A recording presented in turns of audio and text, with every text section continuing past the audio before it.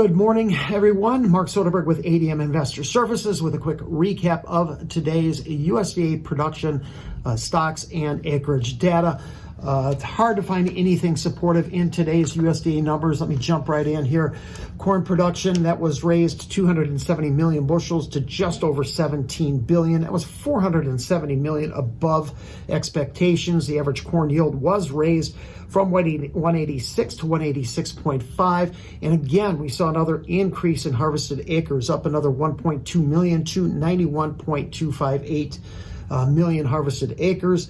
Bean production, that was only raised 9 million bushels to 4.262, but that was about 30 million bushels above expectations. Yield was left unchanged at 53 bushels an acre, but there too, we also saw an increase in harvested acres, up about 120,000 to 80.437 million acres.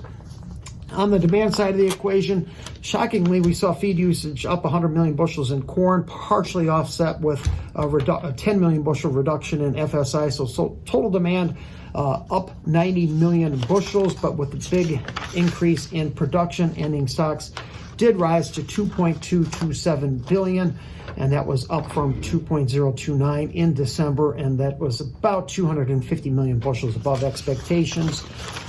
Bean exports cut 60 million bushels, partially offset by crush up 15. Total bean demand down 43 million bushels.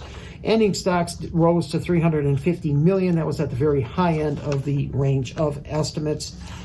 On the wheat side, we did see U.S. wheat ending stocks rise 25 million bushels to 926, only change in usage there.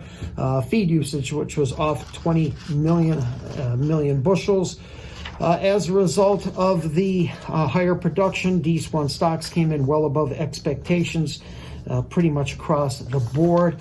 On the wheat acres, we did see them come in slightly above expectations at 33 million. Down about 150,000 acres from a year ago, but at the high end of the range of guesses. Hard red winter wheat acres, 23.5, nearly unchanged from a year ago. Same with soft red winter wheat acres, that came in at 6.14. A little bit of a reduction in white wheat acres, that was at 3.36 versus 3.53 a year ago. Globally, we did not see much changes here in the corn.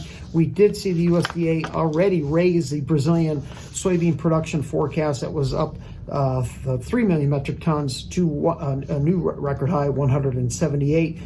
On the wheat side, we saw increases in Argentina, up another 3.5 million metric tons to 27.5. Russian wheat up 2 to 89.5 million metric tons.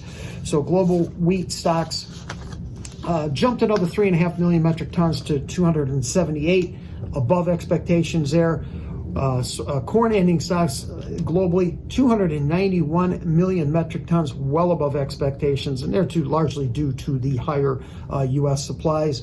And soybean ending stocks, 124.4 million metric tons, at the upper end of the range of expectations as well. We got corn prices backing up sharply, down 16 to 18 cents, let's call it, 13 to 14 lower in the soybeans, while wheat prices also reverse course, trading 7 to 8 lower after being about 7 to 8 higher going into today's numbers.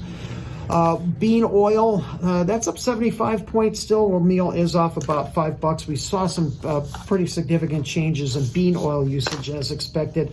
Biofuel usage for biofuel production, that was down 700 million pounds.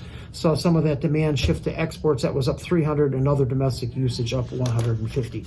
Now trying to find a price level where we stimulate a little bit of a pickup in demand here, and we'll start to continue to monitor these Chinese purchases and shipments.